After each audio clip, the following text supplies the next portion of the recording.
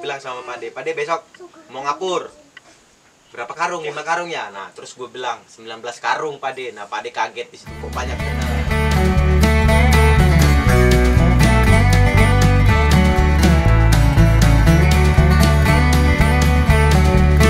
Oke kawan-kawan, balik lagi bareng gua Kabosai Bos Siombing di channel YouTube gua tentunya. Nah sekarang kita ada di konten petani berdasi. Nah kalau kemarin-kemarin gua datang ke lahannya orang atau apa namanya tanamannya orang, sekarang ini gua ada di lahan yang bukan gua yang garap, tapi tetap ini ada Pak D itu yang lagi nabur kapur, cuman kita kerjasama sama Pak D. Jadi lahan ini kita kerjasama sama Pak D petaninya. Nah di video kali ini gua nanti bakal ngebahas tentang bagaimana pengolahan awal lahan yang baik untuk ditanami tanaman. Nah nanti gua bakal ngobrol-ngobrol dulu, kita berbincang-bincang sama Pak D, sekalian kenalan sama Pak D nanti kekurangan lahan ini seperti apa dan mengapa ini seperti yang teman-teman lihat Pak D lagi nabur kapur pertanian di lahan ini. Mungkin itu aja Pak D, kita ngobrol dulu habis ini ya. Ya. Oh, nah kita ngobrol dulu sama Pak D, sekalian kita bahas bagaimana pengolahan lahan awal yang baik dan benar. Mungkin itu aja teman-teman, stay tune terus, jangan skip-skip biar nggak ketinggalan informasi. Dadah.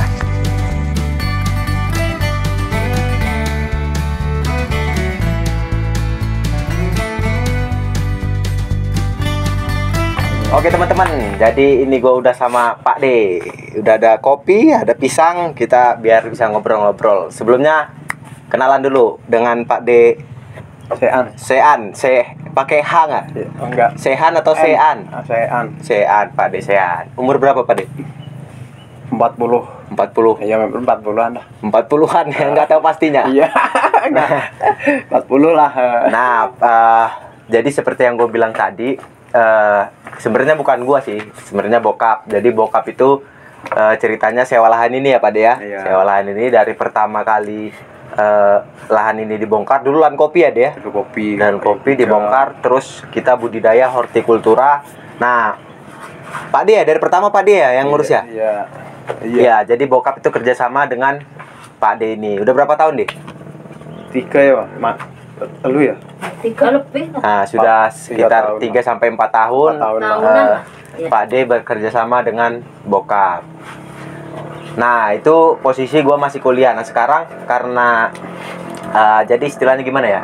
Gue sudah selesai kuliah. Kebetulan gue kuliah di Universitas Kristen Satya Wacana, ambil pertanian jurusan agribisnis. Kemarin gue dinyatakan lulus atau yudisium itu di tanggal 10 Agustus bulan lalu ya teman-teman. Nah gara-gara ya udahlah daripada cari-cari kerja lagi, jadi gue diutus ke sini sama bokap untuk menemani Pak D kita budidaya ini ya Pak D ya. Iya. Nah itu dia tadi. Nah nih Pak D, ini udah berapa kali musim tanam Pak D? Berarti pertama kolnya 4, kalau tomatnya 3 kali. Nah tomatnya sudah 3 kali. Nah kolnya ya. Nah, di sini kita mau bahas tentang lahan ini, Pak D.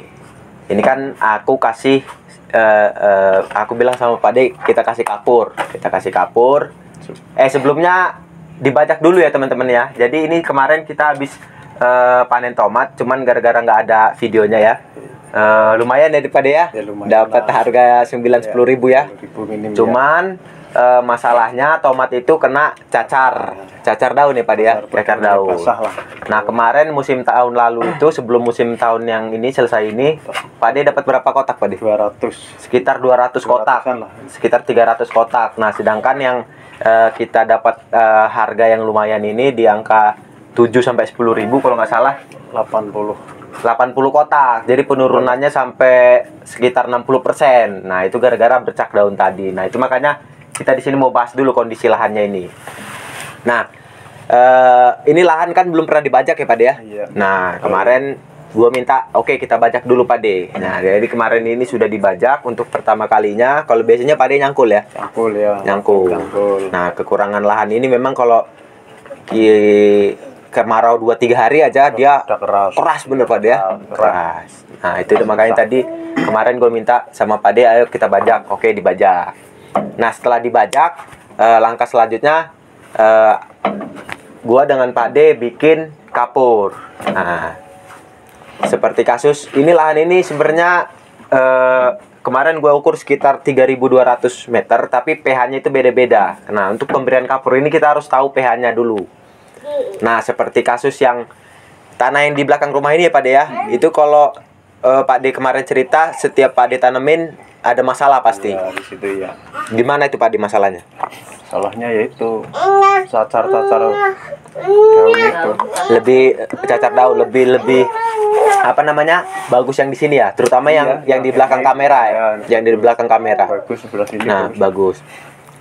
Tapi yang lebih bagus ini kan Pak De ditimbang yang ini. Iya. Nah, itu dia kemarin gue cek pH-nya teman-teman, ternyata lahan yang belakang rumah ini yang banyak kasus ini ternyata pH-nya cuma di angka 5 teman-teman. Sedangkan yang tanamannya bagus ini yang di belakang kamera itu gua cek kemarin pH-nya 6,5. Nah, sedangkan yang di sini itu rata-rata pH-nya 6. Nah, itu gua ceknya itu satu bidang lahan itu sampai berapa titik lah. Jadi bisa dirata-ratain lah untuk pH-nya. Nah, kenapa sih pH ini berpengaruh sama apa namanya? Tanaman ya Pak De ya. Karena gini, pH itu ibaratnya lingkungan untuk tanah itu, bukan tanah itu, tanaman itu berkembang. Jadi ada batas normal pH yang bagus untuk tanaman itu menyerap pupuk dengan baik. Ibaratnya kalau kayak kita, kalau kita makan di restoran sama makan di pinggir jalan itu pasti beda rasanya. Beda rasanya. Nafsu makannya juga beda, gitu ya Pak De ya. Nah, itu dia. Nah, untuk kapur ini, untuk pemberian kapur ini fungsinya adalah untuk menaikkan pH itu, menaikkan atau menetralkan pH itu, dan itu nggak sembarangan. Maksudnya nggak asal naro. Nah, makanya kayak kemarin Pak De tak bilang, ini lahan ini habis sekitar 1 ton ya Pak De ya. Tapi beda-beda. Yang ini luasnya sekian, beda-beda karena dari kandungan pH-nya tadi, pH awalnya tadi. Nah, kalau biasanya yang Pak De tahu, kalau untuk sebidang ini berapa karung Pak De? Pupuk? Kapurnya? Enggak pernah lah. Ya belum. Enggak, kalau pengalaman sebelumnya. Sebelumnya kan biasanya cuman paling ya 20 karung yang kecil itu. Nah, yang kecil 25 itu 25, untuk karung ukuran 20 kiloan. Nah, kayak kemarin waktu gua kan sudah pesen kapur terus gue tanya, gue bilang sama Pak De besok mau ngapur berapa karung? 5 karung ya. Nah, terus gue bilang 19 karung Pak De. Nah, Pak De kaget di situ, kok banyak bener. Nah, itu karena kita sudah ada ukuran-ukurannya. Nah, ini seperti tabel yang ini yang gue tampilin di teman-teman, bisa teman-teman lihat. Jadi yang awal harus kita cek, kita harus punya alat pH. Alat pH ini kita harus beli lah. Seenggaknya kalau teman-teman petani nggak bisa beli karena harganya mahal, bisa urunan lah apa 10 orang petani buat belinya. Nah, ketika setelah itu kita harus tahu kondisi apa namanya pH tanah yang baik buat tanaman itu berapa. Jadi pH yang baik untuk tanaman itu ada berkisar di antara 6,5 sampai 7,8. Nah, itu tadi. Kenapa kapurnya di sini 19 karung itu beratnya 50 sampai 70 kilo per karungnya Pak De ya. Jadi sekitar 1 ton tanah. 1 ton kapur yang dibutuhkan. Nah, kenapa? Karena kita ngitung. Jadi seperti tabel yang teman-teman lihat tadi di yang gue cuplikan.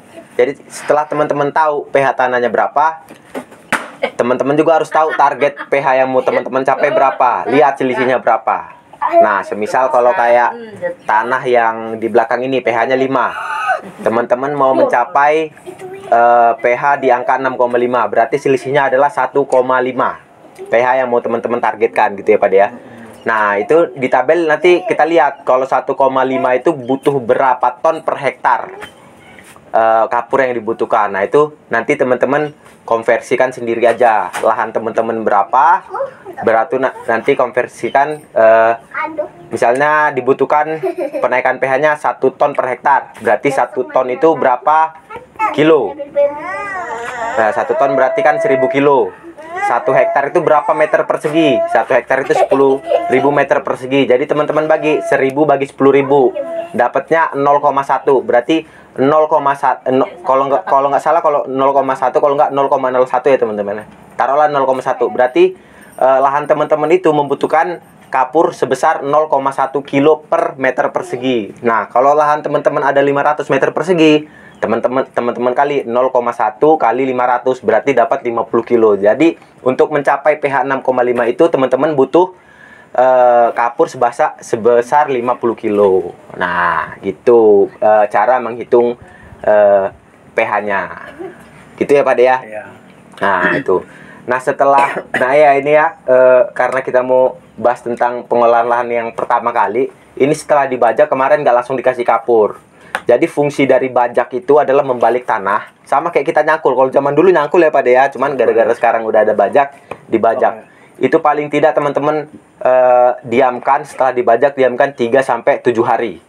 Fungsinya apa? Fungsinya untuk menjemur tanah yang di bawah tadi, kan udah naik ke atas. Ketika dijemur 3-7 hari, itu patogen-patogen atau bakteri-bakteri yang ada di tanah sehabis musim tanam lalu itu mati. Baru kita kasih kapur. Nah, setelah dikasih kapur juga teman-teman nggak bisa langsung bikin bedengan ya Pak De ya. Nah, kita lihat juga kuantitas atau berat berapa banyak yang kita kasih kapur ke situ.